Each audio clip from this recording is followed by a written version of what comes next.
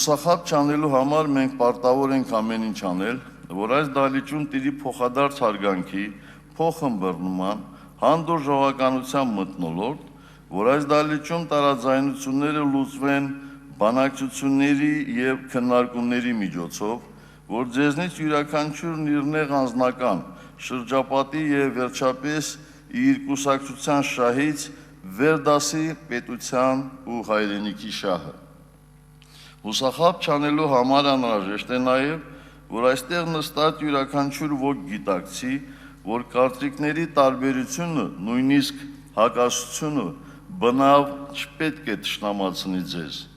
Մենք պարտավոր ենք գիտակցել, որ մեծամասնություն լինել չի նշանակում բոլոր հարցերի ճիշտ լուծումներն իմանալ, որ քաղաքական մեծամասնությունն ու քաղաքական փոքրամասնությունը ոչ թե հակառակորդներ են, այլ մեր պետության առաջ կանգնած խնդիրների լուծման տարբեր ճանապարհներ տեսնող մարդիկ։ Հուսախաբ չանելու համար պետք է մոռանալ նախընտրական փուլում միմյանց հասցեին հնչեցրած մեղադրանքները։ Արդար լինելու համար պետք է նկատեմ, որ այս ընտրությունների ժամանակ դրանք ավելի չափավոր էին, քան նախկինում։ Անցյալում պետք է թողնել նաև այս ամբիոնից միմյանց փոխադարձ մեղադրանքներ ներկայացնելը որպես գլխավոր ու վերջնական անելիք համարելը։ Պարլամենտական բանահյուսությանը միգուցե բնորոշ են սրամտությունները, բառախաղերը, բայց ես հակված եմ այս ամբիոնից սուր, քննադատական, սակայն հիմնավորված, փաստարկված ելույթներ լսել, քաղաքական ճաշակ ու կողմնորոշում ձևավորող խոսք ունկնդրել։ Վստահ եմ, որ նման ելույթներ հնչեցնելու կարողություն ունեցող պատգամավորների պակաս այս դահլիճում չկա։ Ցանկանում եմ ուշադրություն հրավիրել մի երևույթի վրա ևս։ Երբ ծանոթանում ես քվեարկություններին, տեսնում ես, որ որոշ պատգամավորներ օրենքների 95 եւ ավելի տոկոսին դեմ են քվեարկել։ Առկա է մի ընկալում, որ ընդդիմադիր պատգամավորը, ով կողմ է քվեարկել իշխանության նախաձեռնությանը, այլևս ընդդիմություն չէ, կամ ավելի վատ ծախված է։ Այս տրամաբանությունն ու մտածողությունը լավ բանի չեն հանգեցնի։ Ես ուզում եմ, որ քվեարկելիս ոչ թե այս տրամաբանությամբ առաջնորդվեք, այլ քվեարկության հիմքում դնեք մի պարզ ճշմարտություն։ Այդ որոշումը ինչ օգուտ ու ինչ վնաս է տալու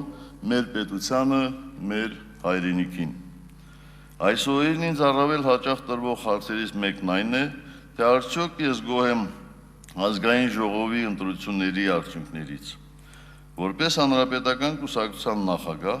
ես գոհ եմ մեր կուսակցության արձանագրած արդյունքներից։ Ինչ վերաբերում է մյուս կուսակցությունների ստացած մանդատներին, ապա ես հարգում եմ մեր ընտրողների ազատ կամարտահայտությամբ ձևավորված կարծիքը եւ պատրաստ եմ աշխատել ներկայացված բոլոր կուսակցությունների հետ, անկախ մեր քաղաքական հայացքներից, ակնհայտ կամ թաքնված տարբերություններից։ Հարգելի գործընկերներ, սահմանադրական բարեփոխումների միջոցով մենք լավ հիմք ենք ստեղծել հաղթահարելու սահմանադրության եւ իրական կյանքի միջև առկա անջրպետը։ Մենք այսօր առավել քան երբևէ վճռական ենք սահմանադրականության ու հասարակական հարաբերությունների սահմանադրականացման ճանապարհով գտնելու քաղաքական, սոցիալ-տնտեսական եւ այլ բնույթի հիմնախնդիրների լուծման իրավական ճանապարհները։ Մենք առավել քան երբևէ հավատում ենք այն ճշմարտությանը, որ կայուն զարգացման առաջընթացի անվտանգության, արդարության հաստատման երաշխիքը սահմանադրականության դեֆիցիտի հաղթահարումն է։ 2015 թվականի սահմանադրական փոփոխությունները լավ հիմք են դրել պետությունում քաղաքական, տնտեսական եւ վարչական ներուժի սերտաճումը բացառելու, քաղաքական ուժերի նպատակների ու գործունեության, ինչպես նաև իշխանության քաղաքական ու հանրային վարքագծի սահմանադրականացումը երաշխավորելու եւ ապահովելու համար։ Եվ վերջապես 2015 թվականի սահմանադրական բարեփոխումները նոր փուլ են իրավունքի գերակայության սկզբունքի հետևողական կայացման և մարդու հիմնական իրավունքների ու ազատությունների երաշխավորման սահմանադրական կառուցակարգերի կատարելագործման ճանապարհին։ Սահմանադրական փոփոխությունների արդյունքում ստեղծել ենք սահմանադրական արդյունավետ հենք, որպեսզի մարդու իրավունքները լինեն սահմանադրորեն ճանաչված, օրենսդրորեն երաշխավորված, համարժեք կառուցակարգային լուծումներով ապահովված ու պաշտպանված, որպեսզի հարգվի ու երաշխավորվի օրենքի առջև բոլորի հավասարության սկզբունքը, որպեսզի օրենքները և այլ իրավական ակտերը համապատասխանեն իրավական որոշակիության սկզբունքին, լինեն կանխատեսելի, հստակ, զերծ բացերից ու երկիմաստություններից, որպեսզի երաշխավորվի կամայականության արգելքի սկզբունքը և հստակեցված լինեն հանրային իշխանության մարմինների հայեցողության սահմանները, որպեսզի պետությունը դրական պարտականություն կրի իրավունքների երաշխավորման, ապահովման ու պաշտպանության հարցում և ստանձնի համարժեք հանրային իրավական պատասխանատվություն, որպեսզի իրավունքներին ցանկացած միջամտություն և իշխանության ցանկացած գործողություն բխեն համաչափության սկզբունքից, որպեսզի իրավական վեճերը լուծվեն բացառապես իրավական ճանապարհով, արդյունավետ լուծման անհրաժեշտ կառուցակարգեր ունենան, որպեսզի արդարադատությունը լինի անկախ և անկողմնակալ։ Սիրելի հայրենակիցներ, մենք այսօր պայքարի երկու ճակատ ունենք, մեկն արտաքին թշնամին է, մյուսը ներքին։ Արտաքին թշնամուն լավ ենք ճանաչում, գիտենք նաև նրա դեմ արդյունավետ պայքարելու ձևերն ու եղանակները։ Փառք ու պատիվ մեր նահատակ զինվորներին ու սպաներին, փառք ու պատիվ այսօր սահմանին կանգնած մեր զինվորին ու սպային։ Արտաքին թշնամուց ոչ պակաս վտանգավոր է ներքին թշնամին։ Ներքին թշնամին որոշակի մտածողությունն ու որոշակի երևույթներ են։ Այդ երևույթներից ամենավտանգավորը թերևս անարդարությունն է։ Անարդարությունը ցանկացած պետության համար չարիք է, հիվանդություն, որը հյուծում ու թուլացնում է պետությունը, որը վերացնում է ապագայի նկատմամբ հավատը, թուլացնում է պետության նկատմամբ սերը, պետությունից վանում է իր հազարավոր զավակներին։ Ուստի մենք այսօր առավել քան երբևէ պայքարի մեկ այլ ճակատ ունենք, որտեղ հաղթանակը ոչ պակաս կարևոր է։ Մենք այսօր պատերազմի նոր փուլ ենք հայտարարում անարդարությանը։ Դիմում բոլորին։ Մեզնից յուրաքանչյուրը, ինչպես որ պայքարել ու պայքարում է մեր հայրենիքի անկախության, նրա սահմանների անվտանգության համար, նույնպիսի նվիրվածությամբ ու ջանասիրությամբ պիտի պայքարի արդարության համար։ Արդարությունը պետք է լինի այն կենարար գաղափարը, որով պետք է սնվեն մեր մանուկները, որով պետք է առաջնորդվեն մեր պետական ծառայողները, որով պետք է ապրեն մեր դատավորները։ Մեզնից յուրաքանչյուրն արդարությունը պետք է պաշտպանի առնվազն այնպես, ինչպես մեր զինվորն է այսօր մեր սահմանը պահպանում։ Սահմանը լքելը բոլոր ժամանակներում դավաճանություն է դիտարկվել։ Մեր հայրենիքի վաղվա օրվա հանդեպ դավաճանություն պետք է համարենք ցանկացած մեկի, առավել ևս դատավորի թույլ տված անարդարությունը։ Գուցե մի փոքր էմոցիոնալ ստացվեց ասելիքս, բայց երևի այլ կերպ հնարավոր չէ։ Միայն լավ օրենքներով այս չարիքը մեզնից չենք կարող հեռացնել, ինչպես որ միայն լավ դեղամիջոցներով չենք կարող բուժվել, եթե չենք հավատում մեր ուժերին, մեր բուժվելուն ու ներքին ողջ լարումով դուրս չեն գալիս ներսից մեզ հյուծող չարիքի դեմ։ Վստահ եմ, որ սահմանադրական դատարանի մասին նոր օրենքը, դատական օրենսգիրքը, այս ոլորտին առնչվող այլ կանոնակարգումները և բոլորիս համատեղ ջանքերը նոր որակի են բարձրացնելու մեր արդարադատությունը։ Այս ճանապարհին ցանկացած թուլացում անընդունելի է, այս ճանապարհից ցանկացած շեղում դատապարտելի։ Հարգելի պատգամավորներ, ուշադրությամբ հետևել եմ բոլոր քաղաքական ուժերի նախընտրական քարոզարշավին։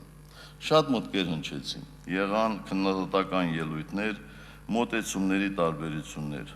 բայց երբ մտքում զտում ես հրապարակված կարծիքները,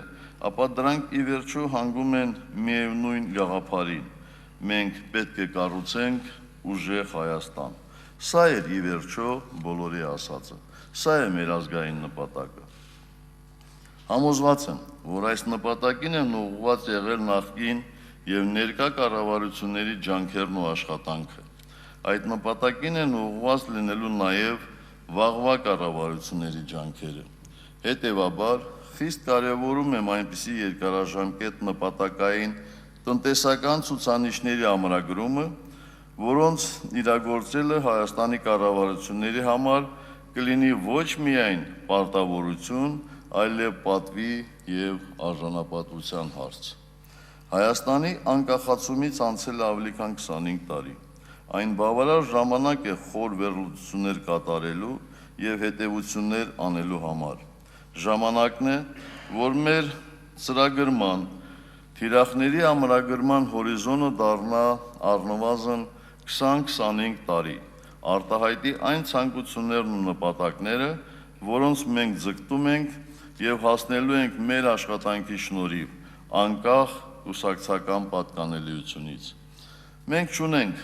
ածխաջրածիններ եւ մեծաքանակ այլ բնական ռեսուրսներ, սակայն Հայաստանի եզակի բնակլիմայական պայմաններն ու աշխարհագրական դիրքը եւ ամենակարևորը ստեղծագործ ու նախաձեռնող քաղաքացիները մեր տնտեսության երկարատև կայուն աճի ու մարդկանց բարեկեցության բարձրացման կարևոր եւ իրատեսական գրավականներ են։ Բնական պաշարները սպառվելու հատկություն ունեն, մարդկային ներուժը ոչ, ավելին, այն կարող է մեծանալ։ Մեր երկիրը բոլոր հայաստանցիների համար պետք է լինի ապրելու եւ ինքնադրսևորվելու ամենաբարենպաստ եւ ապահով երկիրը։ Այդպիսին դառնալու գործընթացին յուրաքանչյուր քաղաքացի պետք է ունենա իր մասնակցությունը,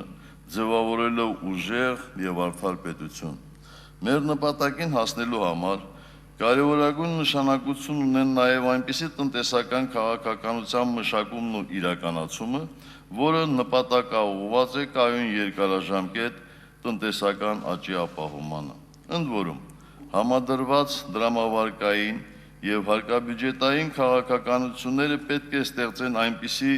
դինամիկ ու կայուն մակրոտնտեսական միջավայր, որը հնարավորություն կտա հասնելու ինչպես կարճաժամկետ, այնպես էլ միջին եւ երկարաժամկետ կայուն տնտեսական աճի, ապահովելով 2040 թվականի թիրախային ցուցանիշները։ Անհրաժեշտ է, որ տնտեսական աճի միջին տարեկան տեմպերը զգալիորեն բարձր լինեն տնտեսական աճի միջազգային միջին տեմպերից, որպեսզի աստիճանաբար կրճատվի Հայաստանի եւ զարգացած երկրների մեկ շնչին ընկնող համախառն ներքին արդյունքի ցուցանիշների տարբերությունը։ Մասնավորապես 1990-2015 թվականների ընթացքում Հայաստանի համախառն ներքին արդյունքը 2 միլիարդ 250 միլիոն դոլարից հասել է 10 միլիարդ 529 միլիոն դոլարի, աճելով մոտ 4.7 անգամ։ 2016-40 թվականների ընթացքում եւս մենք պետք է ապահովենք միջինը տարեկան մոտ 5% համախառն ներքին արդյունքի աճ եւ հասնենք ավելի քան 57-60 միլիարդ դոլար համախառն ներքին արդյունքի ցուցանիշի, ապահովելով մոտ 5.5 անգամ աճ։ Մեկ շնչին ընկնող համախառն ներքին արդյունքի ցուցանիշը 2015 թվականի մոտ 3500 դոլարից նախատեսվում է 2040 թվականին հասցնել մոտ 15000 դոլարի, հաշվի առնելով ինչպես հնայի աճի տեմպերը, այնպես էլ ժողովրդագրական իրավիճակի ծրագրավորված բարելավումները։ Հաշվի առնելով Հայաստանի առանձնահատկությունները եւ ներկայիս տնտեսական իրավիճակը, պետությունը պրոակտիվ ներգրավվածություն պետք է ունենա տնտեսության մեջ։ Պետությունը պետք է խրախուսի եւ խթանի հատկապես մրցունակ, արտահանման մեծ պոտենցիալ ունեցող եւ հիմնականում տեղական ռեսուրսների վրա հիմնված ոլորտները եւ ինչու՞ չէ նաեւ կոնկրետ ծրագրերի զարգացումն ու իրականացումը։ Մասնավորապես մենք պետություն մասնավոր համագործակցության բնագավառում զգալի հաջողությունների ենք հասել ենթակառուցվածքների, հատկապես ջրամատակարարման, օդային հաղորդակցության ոլորտներում, սակայն տնտեսության շատ ոլորտներ դեռևս անմասն է մնացել համագործակցության նշված ձևի բարենպաստ արդյունքներից։ Ուստի անհրաժեշտ է հստակ նպատակային աշխատանք տանել տնտեսության տարբեր ճյուղերում պետություն մասնավոր գործակցության մատչելիության բարձրացման եւ կիրառման հնարավորությունների ընդլայնման համար, հաշվի առնելով միջազգային եւ հայաստանյան փորձը։ Անհրաժեշտ է շարունակաբար բարելավել բիզնես միջավայրն ու վերացնել գործարար խոչընդոտները, հաշվի առնելով նաեւ տարբեր միջազգային կազմակերպությունների կողմից հրապարակվող զեկույցների, մասնավորապես գործարարությամբ զբաղվելու եւ մրցունակության զեկույցները։ Դրանք մեր տնտեսությունը համադրելի են դարձնում 150-ից ավելի տնտեսությունների հետ եւ մատնանշում են այն խնդիրները, որոնց լուծումները կբարելավեն Հայաստանի գրավչությունն ու մրցունակությունը։ Մեր նպատակն է առաջիկա 4-5 տարիների ընթացքում գործարարությամբ զբաղվելու doing business-ի վարկանիշով առաջադիմել մինչև առաջին 20-յակը եւ հետագա տարիներին կայուն տեղ զբաղեցնել առաջին 15 հորիզոնականներում։ Սա մեզ շատ է հարկավոր։ Անհրաժեշտ է կոտրել այն կարծրատիպը, որ հայերիս համար ավելի դյուրին է հասնել հաջողությունների օտար երկրներում, քան Հայաստանում։ Այո, անհամեմատ դժվար է մեզ համար մրցել միմյանց հետ, քան օտարների, բայց դա ոչ թե խոչընդոտ պետք է լինի Հայաստանի տնտեսության զարգացման համար, այլ էական խթան եւ նախապայման։ Պատկերացրեք, թե ինչքան դժվար կլինի օտարների համար մրցել միավորված հայերի հետ։ Հաջողության բանալին այն է, որ ստեղծենք այնպիսի պայմաններ եւ զարգ տանք այնպիսի ոլորտների եւ ծրագրերի զարգացմանը, որտեղ հիմնական մրցակիցները օտարերկրյա շուկաներում են, այսինքն ստեղծված արտադրանքն ու մատուցված ծառայությունները գերազանցապես ուղղված են արտահանմանը։ Այս առումով արտադրված է Հայաստանում արտահայտությունը ոչ թե պետք է ցույց տա սոսկ, թե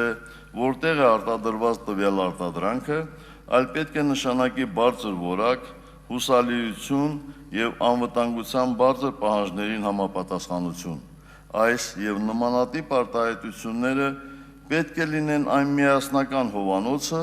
որը համախմբում է հայերի ուժը, եռանդը եւ ստեղծագործ միտքը, ապահովելու համար հայկական տնտեսության մրցունակությունը արտաքին շուկաներում։ Նշվածին հասնելու անհրաժեշտ նախապայմաններից է անվտանգության եւ որակի կառավարման, հավաստման եւ վերահսկողության համակարգերի ու ենթակառուցվածքների ձևավորումը։ Դա պահանջում է մասնավոր եւ պետական հատվածների նպատակաուղղված մեծածավալ աշխատանք։ Այս դեպքում հայկական արտադրանքի անգամ որոշ չափով թանկ լինելը մրցակիցների համեմատ ոչ թե կնշանակի դրանց մրցունակ չլինելը, այլ կփաստի հայկական արտադրանքի բարձրորակ եւ գերակա լինելը, կապահովի դրա մրցակցությունն անգամ համեմատաբար բարձր գնային պայմաններում։ Սա իր հերթին թերևս միակ ճանապարհն է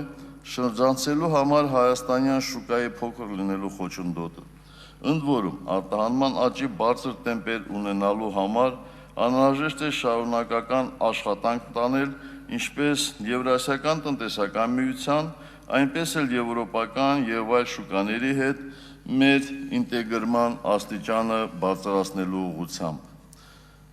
Արտահանման խթանման եւ մրցունակության բարձրացման հետևանքով առաջիկա 5 տարիների ընթացքում ապրանքների եւ ծառայությունների արտահանումը պետք է կազմի մինչեւ համախառն ներքին արդյունքի 40-ից 45%-ը, այնուհետև նույն միտումը պահպանելով այն 2040 թվականին պետք է հասնի մինչև ՀՆԱ-ի 50-55%-ը։ Գործարար միջավայրի բարելավման եւ զբաղվածության խթանման տեսանկյունից կարևոր նշանակություն ունի հարկային համակարգի եւ վարչարարության շարունակական բարելավումը։ Ժամանակին, երբ հարկային վարչարությունը դեռևս իր ձևավորման փուլում էր, որոշում էր կայացվել ներմուծվող ապրանքների ավելացված արժեքով հարգումը տեղափոխել Հայաստանի Հանրապետության մաքսային սահման։ Այն թեև կոշտ, բայց պրագմատիկ լուծում էր, որը հնարավորություն տվեց ինչ-որտեղ ի հաշիվ տնտեսական ակտիվության համեմատաբար քիչ ռեսուրսներով ապահովել հարկահավաքության ծրագրավորված ցուցանիշները։ Համոզված եմ, որ ժամանակն է, որպեսզի առաջիկա տարիներին ներմուծվող ապրանքների ավելացած արժեքով հարկումը աստիճանաբար սահմանից դեպի տնտեսություն տեղափոխվի, առաջին հերթին շեշտը դնելով հումքի և սարքավորումների վրա։ Այս քայլը էապես կխթանի տնտեսական ակտիվությունը, ինչպես նաև հնարավորություն կտա հայկական արտադրողներին դրամական միջոցներ տնտեսել և դրանք ուղղել արտադրության ընդլայնմանը և արտադրական տեխնոլոգիաների արդիականացմանը։ Կասկածից վեր է, որ հայկական արտադրությունը, որը հիմնված է գերազանցապես տեղական ռեսուրսների վրա և օգտագործում է տվյալ ոլորտի միջազգային լավագույն տեխնոլոգիաները, իզորի է միջազգային շուկաներ մատակարարելու բարձր որակական չափանիշներին համապատասխանող մրցունակ արտադրանք։ Ուստի անհրաժեշտ է խրախուսել նոր տեխնոլոգիաների ներմուծումը Հայաստան, մասնավորապես ստեղծել գործարարության աջակցության այնպիսի համակարգ, որը կօժանդակի մեր գործարարներին ընտրելու, տեղափոխելու և հայաստանյան պայմաններին հարմարեցնելու իրենց պահանջներին համապատասխան ժամանակակից տեխնոլոգիաները։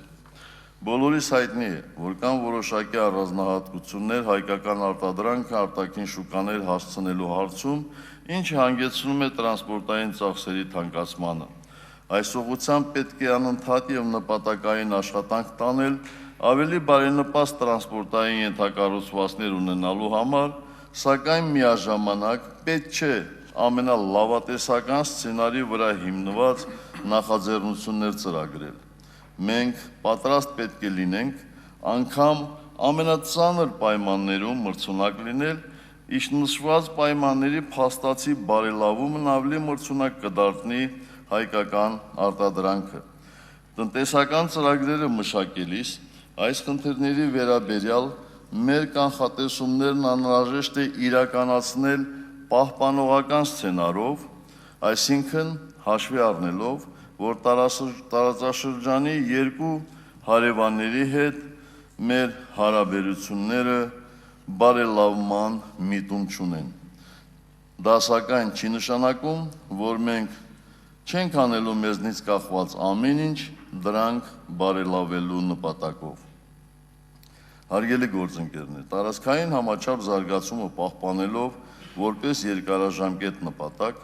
անհրաժեշտ է կարճ և միջին ժամկետներում առկա ոչ մեծաքանակ ռեսուրսներն ուղղել ավելի պատրաստված և նախադրյալներ ունեցող տարածքային զարգացման ծրագրերի իրականացմանը։ Դրանք իրենց հերթին կբերեն տեղային աճի կենտրոնների ձևավորմանը, աստիճանաբար տարածվելով և հանգեցնելով երկարաժամկետ տարածքային համաչափ զարգացմանը։ Միևնույն ժամանակ, առանձնակի մոտեցում պետք է ցուցաբերել սահմանապահ համայնքների զարգացմանն ու ամրապնդմանը, ինչը շարունակում է ինչպես տնտեսական, այնպես էլ ազգային անվտանգության տեսանկյունից կարևոր խնդիր մնալ։ Հայաստանի Հանրապետությունում հատկապես անընդունելի է ունենալ աղքատության բարձր ցուցանիշ, քանի որ հայերը հայտնի են իրենց բացառիկ ձեռնարկատիրական ընդունակություններով։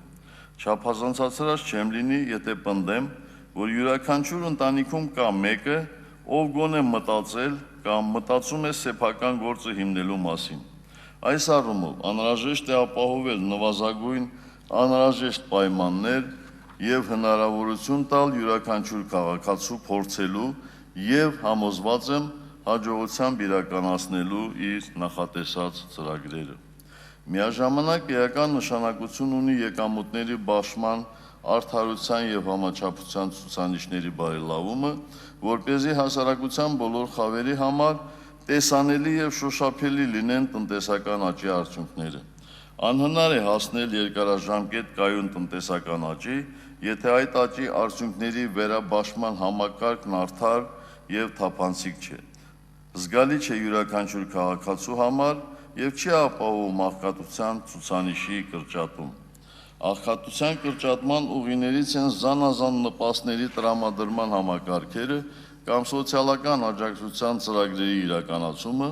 սակայն հիմնական ճանապարհը աշխատատեղերի ստեղծումն ու ձեռնարկատիրական ունակությունների իրականացմանն աջակցելն է։ Այդ պարագայում յուրաքանչյուրը կբարելավի իր եւ իր ընտանիքի բարեկեցությունը, միաժամանակ բարձրացնելով սեփական արժանապատվությունն ու ինքնագնահատականը։ Աղքատության կրճատման հիմնական նպատակային ցուցանիշները աղքատների տոկոսն է ընդհանուր բնակչության թվում, եւ այդ ցուցանիշը առաջիկա 5 տարում առավելագույնը պետք է կազմի 18%, իսկ 2040 թվականին 7-ից 8%։ Պետք է շարունակաբար բարձրացնել աշխատանքի եւ սոցիալական պաշտպանության կառավարման համակարգի թափանցիկությունն ու բարելավել ծրագրերի արդյունավետությունն ու հասցեականությունը։ Աշխատավարձը պետք է լինի յուրաքանչյուր աշխատողի բարեկեցության հիմքը, ապահովի իր եւ իր ընտանիքի արժանապատիվ ապրելակերպը։ Այս նպատակով պետք է հետևողականորեն գործել, որպեսզի նվազագույն աշխատավարձի եւ աղքատության վերին շեմի հարաբերակցությունը շարունակաբար աճի, հասնելով 190%-ի մինչև 2022 թվականը եւ 300%-ի մինչև 2040 թվականը։ Միևնույն ժամանակ կենսաթոշակառուները պետք է դուրս մնան սոցիալապես անապահով խավի շրջանակներից, մասնավորապես պետք է հասնենք այն բանին, որ աշխատանքային կենսաթոշակի նվազագույն մակարդակը գերազանցի աղքատության վերին շեմը։ Նախորդ 25 տարիների ժողովրդագրական իրավիճակի ընթացքը պայմանավորված էր մի շարք օբյեկտիվ եւ սուբյեկտիվ գործոններով, իսկ արդյունքները խիստ մտահոգիչ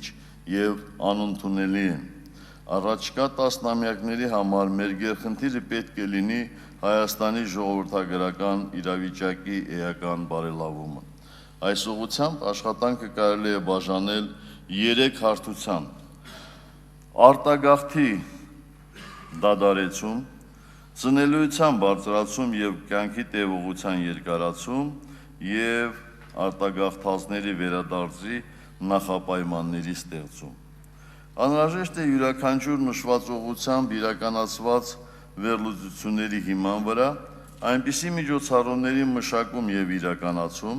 որոնք ի տարբերություն նախորդ 25 տարիների, հաջորդ 25 տարիներին եւ հետագայում կապահովեն բնակչության թվաքանակի հնարավոր առավելագույն ավելացում,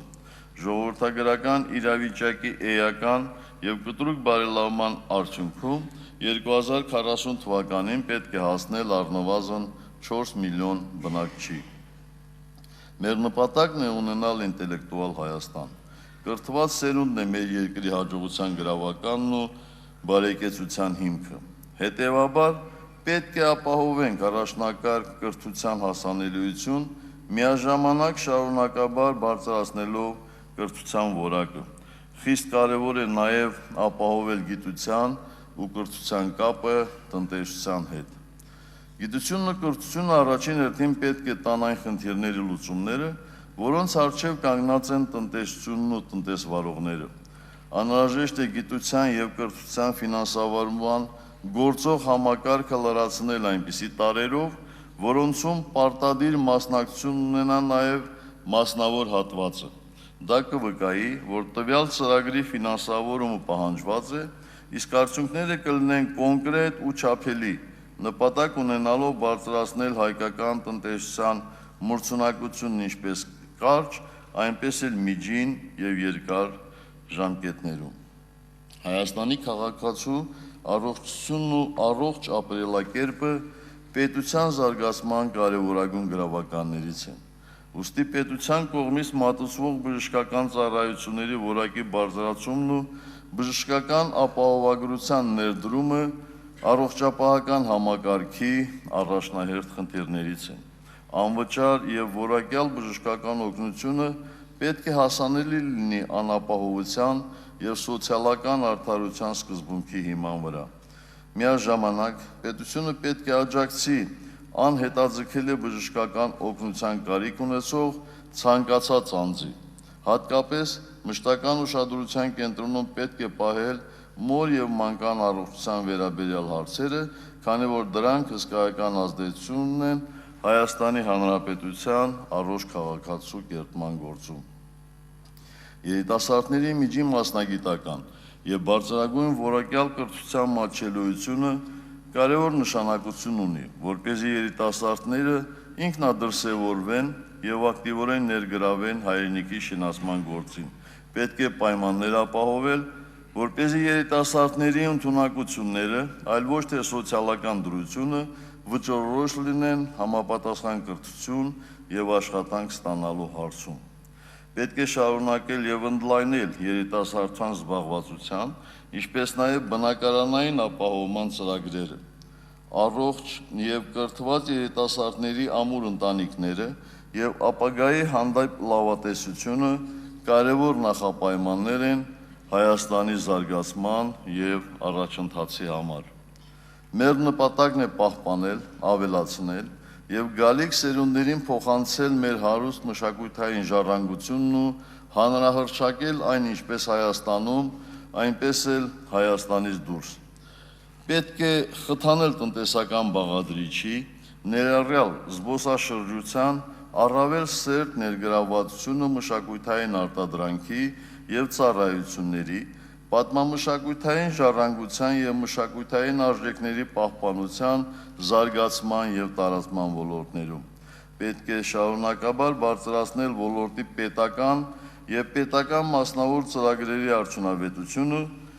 նպաստելով նաեւ մարզերում մշակույթի խնդիրների լուծմանը։ Առանց շրջակա միջավայրի պահպանության պատշաճ եւ արդյունավետ համակարգի անհնար է հասնել երկարաժամկետ կայուն տնտեսական աճի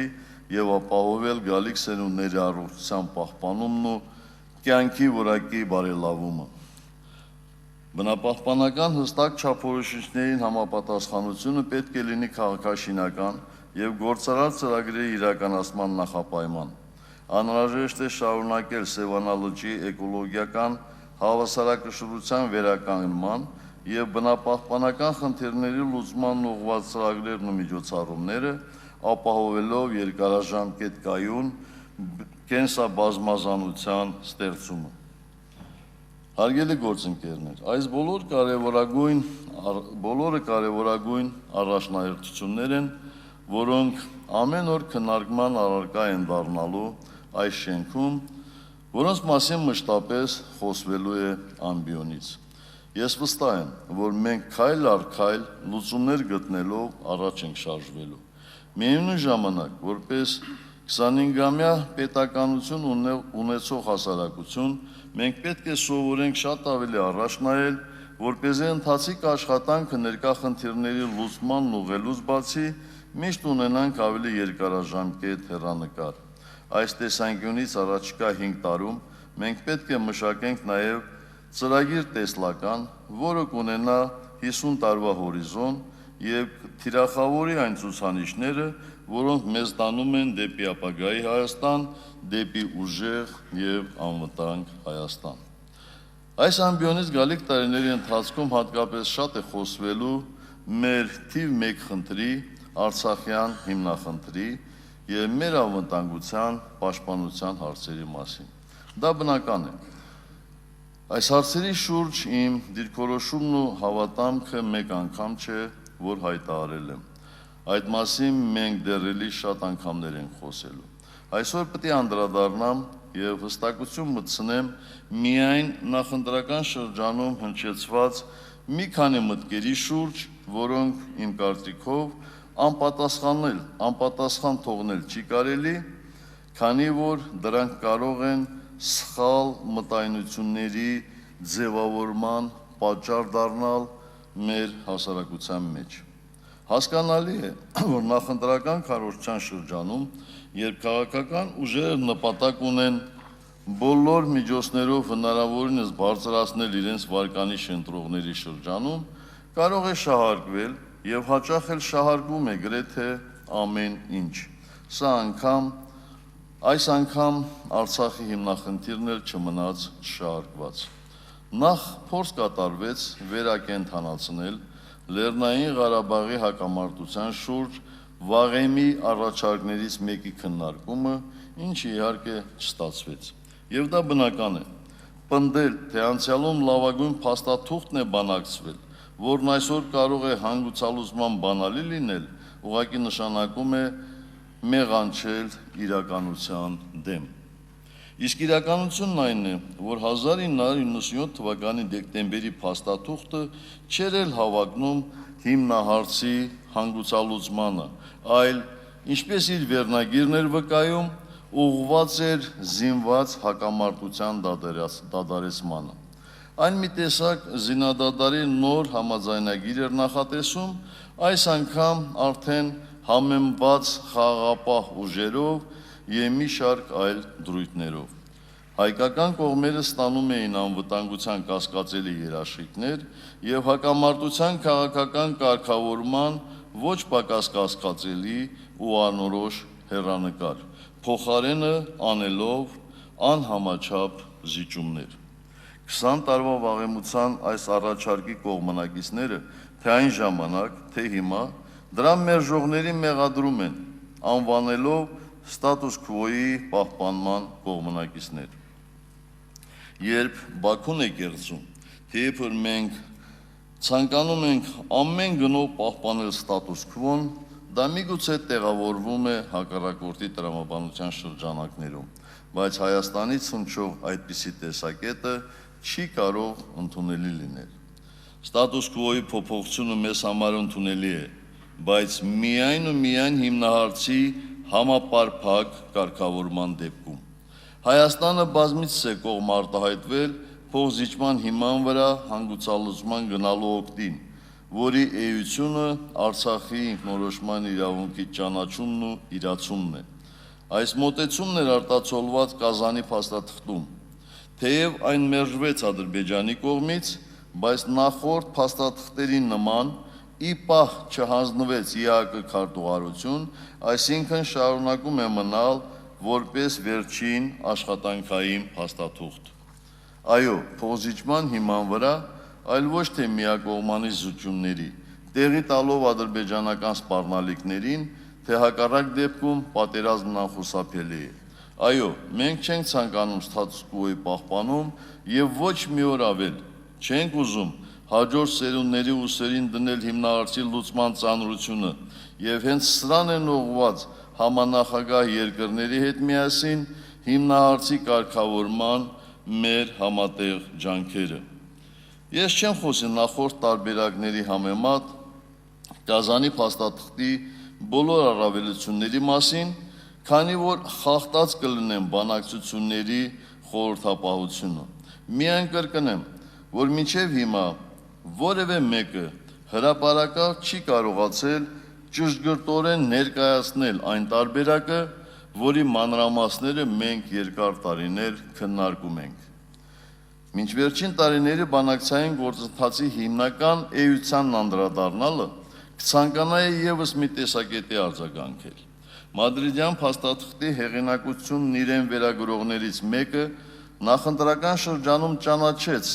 դրա 14 պարագրաֆներից միայն մեկի հայրությունը, մնացածը թողնելով որբ։ Համաձայն եք, ծնողական պարտքի արտասավոր դրսևորում է, հատկապես որ Մադրիդյան փաստաթղթի այդ պարբերությունը լուրջ հարցեր էր առաջացնում։ Ըստ դրա, Արցախի իրավական կարգավիճակը որոշվելու էր պլեբեսցիտի միջոցով, որի կապակցությամբ հղում էր արվում Արևմտյան Սահարայի վերաբերյալ Արդարադատության միջազգային դատարանի 1975 թվականի հոկտեմբերի 16-ի կարծիքին։ Մի եզրակացություն, որը մինչև օրս չի իրականացվել, եւ մի եզրակացություն, որը զուտ խորհրդատվական կարգավիճակ ունի։ Ինչ ազդեցություն կունենար Լեռնային Ղարաբաղի հիմնարարցի կարգավորման վրա դրա կապակցումը աֆրիկյան ապագաղութացման հարցերի հետ, հանրաքվեի հավասարացումը խորհրդատվական հարցախույզի հետ մենք բարեբախտաբար կարող ենք միայն ենթադրել, քանի որ այս վնասակար ձևակերպումը հանվեց աշխատանքային հետագա փաստաթղթերից։ Փոխարենը Լեռնային Ղարաբաղի հիմնահարցի հանգուցալուծման բանակցությունների պատմության մեջ առաջին անգամ ամրագրվեց, որ Արցախի ժողովրդի ազատ կամարտահայտության միջոցով Լեռնային Ղարաբաղի վերջնական իրավական կարգավիճակի որոշումը ունենալու է իրավական պարտադիր ուժ, այսինքն պարտադիր նաև Ադրբեջանի համար և երաշխավորված միջազգային հանրության կողմից։ Ի տարբերություն նախորդ շրջանի, աշխատանքային փաստաթղթերում ամրագրվեց նաև, որ հանգուցալուծման մեջ որոշիչ ձայն են ունենալու նաև Արցախի ներկայացուցիչները։ Մի խոսքով, հստակ ու ակնառու ուրվագծվում է, թե ինչպիսի տեսք է ունենալու Արցախյան հիմնախնդրի քաղաքական կարգավորումը, ինչի վերաբերյալ անկեղծության պոռթկման պահին Ադրբեջանի նախագահը հրապարակավ խոստովանել էր, որ միջնորդներն իրեն պարտադրում են ընդունել Լեռնային Ղարաբաղի անկախությունը։ Հենց սա է վերջին տարիների բանակցային գործընթացի էությունը։ Նախորդ տարվա ապրիլին ադրբեջանական ագրեսիան կրկին ցույց տվեց, որ ինչպես 1988 թվականին, այնպես էլ այսօր Արցախի ժողովրդի ինքնորոշման իրավունքի համար պայքարը միակ ճիշտ ճանապարհն է։ Արցախի ինքնորոշման իրավունքի իրացման ու ժողովրդի անվտանգության երաշխավորման ամրագրումն այլընտրանք չունի։ Այս դիրքորոշումը հստակ արտահայտված է բանակցային գործընթացում։ Արցախյան հիմնահարցի կարգավորման հիմնական այս դրույթներում մեզ համար երկակի մեկնաբանություններ պարունակող ձևակերպումներն անընդունելի են։ Մի կարևոր հավելում ևս, որն աննախադեպ է հիմնահարցի հանգուցալուծման ջանքերի պատմության մեջ։ Առաջին անգամ, թե Արցախի ինքնորոշման իրավունքը, թե իրավական պարտադիր ուժ ունեցող կամարտահայտությունը, թե Արցախի ու Հայաստանի միջև ցամաքային կապի դրույթը ամրագրված են համանախագահ երկրների ղեկավարների մի քանի համատեղ հայտարարությունների մեջ։ Այսինքն, սա ևս մեկ անգամ վկայում է, որ այն պնդումը, թե տարեցտարի Հայաստանի բանակցային դիրքերը թուլանում են, որևէ քննադատության չի դիմանում։ Հիմնահարցը մինչև այժմ չի կարգավորվել ոչ թե Հայաստանի կամ միջազգային միջոցների պատճառով, այլ Ադրբեջանի, որը խաթարում է բանակցային գործընթացը, որը ստատուս քվոյի պահպանման ջատագովն է և չի թաքցնում դա։ Քանի անգամ Ադրբեջանի ղեկավարությունը հոխորտացել է, որ ժամանակն իր օգտին է աշխատում և իբր Բաքվին մնում է միայն նստել ու սպասել, թե երբ իր նավթադոլարներով սնուցվող բանակն այնքան ուժեղ կլինի, որ հակամարտությունը լուծի իր օգտին։ Չարաչար սխալվում են բոլոր նրանք, ովքեր կարծում են, թե ժամացույցի սլաքը շփման գծի միայն մեկ կողմում է պտտվում։ Մենք ցանկանում ենք, որ հիմնախնդիրն օր առաջ բացառապես խաղաղ ճանապարհով կարգավորվի, բայց եւ պատրաստ ենք ու այսուհետ եւս պատրաստ կլինենք մեր հայրենիքը, մեր արժանապատվությունը, մեր ազատությունը պաշտպանել ամեն գնով։ Հարգելի գործընկերներ, ավարտելով որպես ամփոփում, ուզում եմ կրկին հատուկ կարևորել մեր ժամանակի խորհուրդը բնորոշող երկու հանգամանք։ Այսօրը մեր պետականության համար կայացման կարևոր ջրբաժան է։ Մենք անցում ենք կատարում պետականաշինության փնտրտուքներից կայուն զարգացման փուլ։ Միջազգային փորձը լավագույնս վկայել է, որ անցումն այնպիսի խորհրդարանական կառավարման համակարգի, որի հիմքում դրված է իրավունքի գերակայության սկզբունքը, որտեղ հարաբերությունների առանցքը մարդն է ու նրա անօտարելի իրավունքները, այնտեղ հնարավոր է հասնել հանրային լայն համաձայնության ու երաշխավորել անշեղ զարգացում։ Դա սակայն դեռևս հնարավորություն է, մեզանում արդեն իսկ իրական հնարավորություն։ Առաջին ու վճռորոշ քայլն արված է։ Միջազգային մեր գործընկերների ակտիվ աջակցությամբ մեզ հաջողվեց իրականություն դարձնել սահմանադրական այնպիսի բարեփոխումներ, ինչն այսօր շատ երկրների ու առաջատար մասնագետների կողմից օրինակելի է համարվում։ Սակայն մենք պարտավոր ենք անել նաև հաջորդ եւ ոչ պակաս կարևոր քայլը՝ կյանքի կոչել սահմանադրական նոր լուծումները, հաղթահարելով սահմանադրության, իրավական համակարգի եւ իրավակիրառ պրակտիկայի անհամապատասխանությունները։ Դա այսօր դառնում է մեր երկրի իրավական անվտանգության ամենակարևոր մարտահրավերը, իսկ դրան դիմակայելը մտածողության ու գործողության նոր որակ է պահանջում։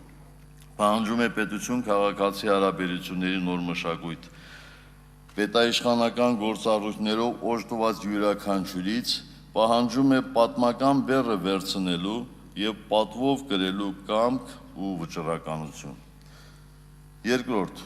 դուք եք մարմնավորելու անցումը նոր որակի պետական համակարգի։ Իշխանության աղբյուրն ու տերը հանդիսացող ժողովուրդը ձեզ է օժտել միակ առաջնային մանդատով, կյանքի կոչելու մեր երկրում ժողովրդավարական զարգացման ողջ ներուժը։ Դուք պատգամավորական մանդատի հետ մեկտեղ ստանձնել եք պատմական պատասխանատվություն, բռնել ժամանակի քննությունը, իրականություն դարձնել ժողովրդի վստահությունը, մեր նորագույն պատմության հիմնաքարերը դնել դարերով կանգուն մեր եկեղեցիները կառուցողներին արժանի նախանձախնդրությամբ։ Նախաձեռնելով մեր երկրում սահմանադրական ողջ համակարգի արմատական բարեփոխումները, 2015 թվականի դեկտեմբերի 6-ին մենք ժողովրդից վստահության քվե ստացանք ձևավորելու պետական կառավարման այնպիսի համակարգ, որում իշխանության ճյուղերը կլինեն հստակ տարանջատված ու հավասարակշռված, մարդու համար երաշխավորվի իրավունքով պաշտպանված ազատությունը, իշխանությունը սահմանափակված կլինի իրավունքով, լավագույն երաշխիքներ կստեղծվեն պայքարելու համար մեն իշխանության, կոռուպցիայի ու բացասական այլ երևույթների դեմ։ Ամբողջ խնդիրն այն է, թե ձեզ ինչպես կհաջողվի երկրի ողջ օրենսդրական համակարգը ներդաշնակել սահմանադրական նոր լուծումներին։ Դուք եք պատասխանատուն երկրում սահմանադրականության նոր որակի երաշխավորման համար։ Բացառիկ դերակատարություն է ձեզ վերապահված ձևավորել կառավարման առավել արդյունավետ համակարգ, կյանքի կոչել անկախ դատական իշխանության կայացման սահմանադրական նոր հնարավորությունները, տեղական ինքնակառավարումը դարձնել մարդկանց ամենօրյա խնդիրների արդյունավետ լուծման իրական հնարավորություն եւ իրավունք։ Ժողովուրդը ձեզ մանդատ է տվել ընդհանուր փոփոխություններ կատարելու երկրի մայր օրենքում, անմիջական մասնակցություն ունենալու պետական մարմինների կազմավորման գործում, իրականացնելու լայն վերահսկողական լիազորություններ, արդյունավետ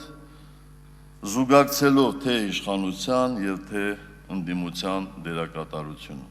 Ակնհայտ է, որ մարդիկ դեռևս իրենց առօրյայում չեն զգացել սահմանադրական բարեփոխումների դրական ներազդեցությունը։ Դա զարմանալի չէ, քանի որ սահմանադրության նորմերը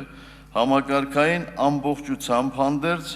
ուժի մեջ են մտնելու միայն 2018 թվականից։ Պարզ է նաև, որ սովորական մարդու շատ-շատերի համար նոր իրավական համակարգի ընձեռած առավելությունները տեսանելի ու շոշափելի կլինեն 2018-18 թվականներից սկսած, սակայն դա միայն այն դեպքում, երբ մեզ ձեզ հետ միասին հաջողվի առաջիկայում ընդունել ու կյանքի կոչել բոլոր այն օրենքները, որոնք երաշխավորելու են սահմանադրության իրական գործողությունը, իսկ դրանք ոչ թե տասնյակ, այլ հարյուրավոր օրենքներ են։ Դուք պարտավոր եք ստանձնել այս ահռելի աշխատանքի պատասխանատվությունը։ Համամասնական ընտրակարգի հիմնական առավելությունն նաև այն է, որ անհատական պատասխանատվությունը զուգորդվում է քաղաքական պատասխանատվության հետ։ Ուստի մեր քաղաքական ուժերը նույնպես պետականաշինության լուրջ քննություն է սպասվում։ Երբեք մի մոռացեք, որ պատգամավորական մանդատը վստահության ու պատասխանատվության մանդատ է։ Ձեր ճակատագիրն այդ մանդատով շահկապվեց երկրի ճակատագրին եւ զինվորին ներհատուկ քաջություն ու խիզախություն է պահանջում։ Սրանք հավուր պատշաճի ասված խոսքեր չեն։ Ես ցանկանում եմ, որ բոլորս գիտակցենք դարերի փորձություն բռնած այն ճշմարտությունը, որի ճակատագիրը երկրի ճակատագրից սահմանազատած անհատը թշնամու զինվորից վտանգավոր է։ Մեր երկրի առջև ծառացած խնդիրները բացառում են կիսալուծումները, բացառում են ժամանակից հետ մնալը, բացառում են չարվածի համար անընդհատ արդարացումներ փնտրելը, պահանջում են ամնացորդ նվիրում ու քրտնաջան աշխատանք։ Դուք ժողովրդից քվե եք ստացել առաջնորդող դերակատարություն ունենալու երկրի անվտանգ ու առաջընթաց զարգացման փոփոխություններով ու կառուցելով ելք գտնելու արդար Հայաստանի կերտման հարցերում, իսկ դա միայն բարի ցանկություններով չի լինում։ Ինչպես որ զուգորդվում են մեր նպատակները, այնպես էլ պետք է ներդաշնակվեն մեր ամենօրյա ու անմնացորդ նվիրումով իրականացվելիք քայլերը, իբարս մեր երկրի ու ժողովրդի։ Կարծում եմ, որ հենց այս գիտակցումով պետք է մեկնարկի Հայաստանի Հանրապետության ազգային ժողովի 6-րդ գումարման նստաշրջանը, ազդարարելով մեր երկրում պարլամենտարիզմի կայացման ու պետականության ամրապնդման նոր ժամանակաշրջանի սկիզբը։ Այսքանն է այս պահին ուզում ասել ձեզ, փոխանցելու համար խնդիրների եւ պատկերացումների այն լայն ծիրը, որով անմիջականորեն զբաղվելու է փոփոխված սահմանադրությամբ լայն լիազորություններ ստացած խորհրդարանը։ Իրականում այսօր մեր պետության եւ մեր երկրի ապագայի տեսանկյունից կարևոր օր է, փոփոխությունների նոր ու մեծ ալիքը խորհրդանշող օր։ Մեկ անգամ ևս շնորհավորում եմ բոլորիդ եւ արդյունավետ աշխատանք եմ մաղթում 6-րդ գումարման ազգային ժողովին։ Շնորհակալ եմ համբերության համար։